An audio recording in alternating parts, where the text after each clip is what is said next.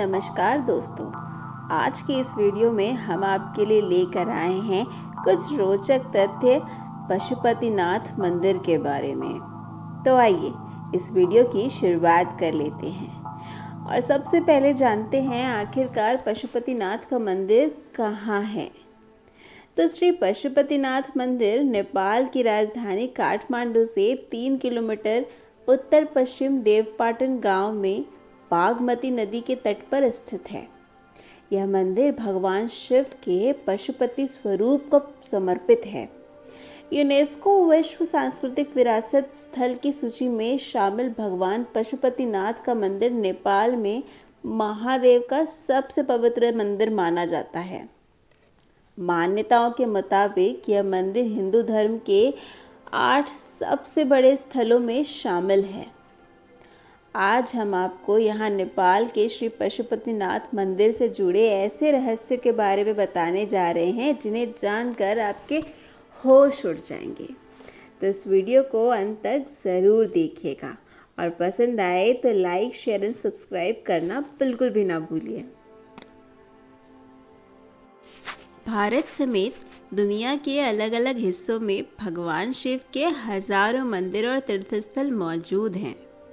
भगवान शिव के सभी मंदिर और तीर्थस्थल का अपना अलग महत्व है, जो अपने चमत्कार और धार्मिकता के कारण दुनिया भर में प्रसिद्ध हैं। दुनिया भर में भगवान शिव को समर्पित कई मंदिर हैं और इन्हीं में से एक है नेपाल का श्री पशुपतिनाथ मंदिर। नेपाल का श्री पशुपतिनाथ मंदिर भगवान शिव के 12 ज्योतिर्लिंगों में से एक माना जाता है। इस मंदिर के बारे में कहा जाता है कि यहाँ आज भी भगवान शिव विराजमान हैं। तो चलिए इस लिस्ट में आगे बढ़ते हैं। ईशान मुख को माना जाता है भगवान पशुपतिनाथ का श्रेष्ठतम मुख। पशुपति मंदिर में चारों दिशाओं में एक मुख है और एक मुख ऊपर की दिशा में भी है।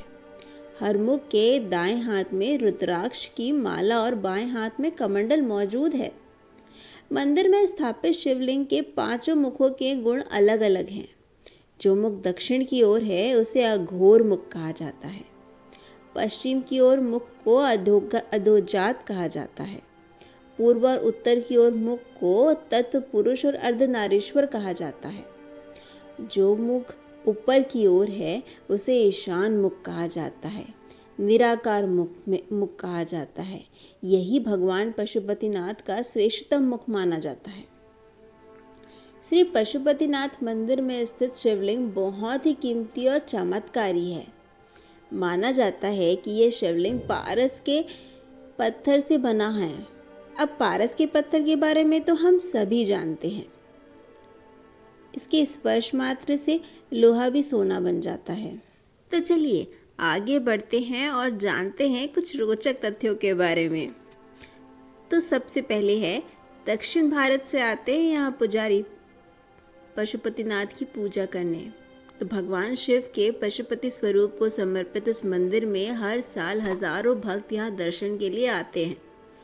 आपको जानकर हैरानी होगी कि नेपाल में स्थित इस मंदिर में सबसे अधिक संख्या भारतीय पुजारियों की है। यह परंपरा सदियों से चली आ रही है कि मंदिर में 4 पुजारी और एक मुख्य पुजारी दक्षिण भारत के ब्राह्मण में से रखे जाते हैं। पशुपतिनाथ मंदिर को 12 ज्योतिर्लिंगों में से एक केदारनाथ का आधा भाग भी माना जाता है, जिसके कारण इस मंदिर की शक्ति और महत्व और अधिक बढ़ जाते हैं। अब आगे बढ़ते हैं हमारे तीसरे रोचक तथ्य की तरफ। पांडवों से जुड़ा है केदारनाथ धाम। इस मंदिर में भोलेनाथ के प्रकट होने के पीछे भी एक अद्भुत पौराणिक कथा है। इसके अनुसार जब महाभारत के युद्ध में पांडवों द्वारा अपने ही रिश्तेदारों का रक्त बहाया गया, तब भगवान शिव उनसे बेहद क्रोधित हो गए थे।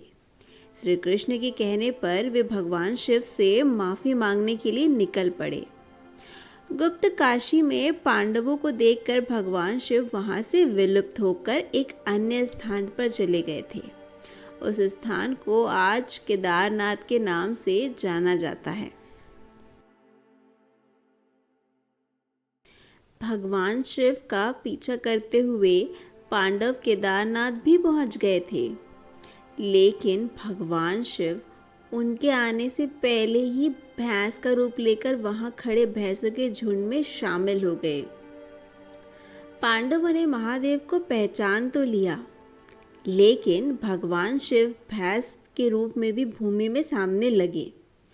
इस दौरान भीम ने अपनी ताकत के बल पर भैंस रूपी महादेव को गर्दन से पकड़कर धरती में सामने से रोक दिया। भगवान शिव को अपने असल रूप में आना ही पड़ा और फिर उन्होंने पांडवों को क्षमादान दे दिया। लेकिन भगवान शिव का मुख तो बाहर था, लेकिन उनका देह केदारनाथ पहुंच गया था। जहां उनका देह पहुंचा वह स्थान केदारनाथ और उनके मुख वाला स्थान पशुपतिनाथ के नाम से प्रसिद्ध हुआ।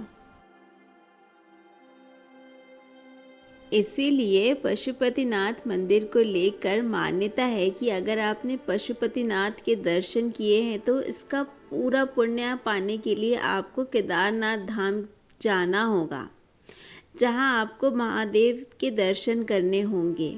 आपको बता दें कि पशुपतिनाथ मंदिर में भैंस के सिर और केदारनाथ में भैंस की पीठ के रूप में शिवलिंग की पूजा होती है।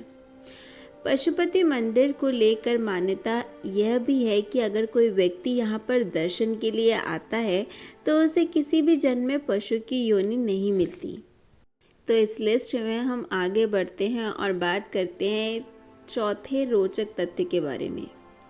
इस मंदिर को लेकर एक दूसरी मान्यता भी है कि अगर आपने पशुपति के दर्शन किए हैं तो आप नंदी के दर्शन ना करें, नहीं तो आपको दूसरे जन्म में पशु का जन्म मिलेगा। इस मंदिर के बाहर एक घाट बना हुआ है जिसे आर्य घाट के नाम से जाना जाता है। इस घाट के बारे में कहा जाता है कि मंदिर के अंदर सिर्फ इसी घाट का पानी जाता है, इसके अलावा कहीं और का पानी मंदिर में जाना वर्जित है।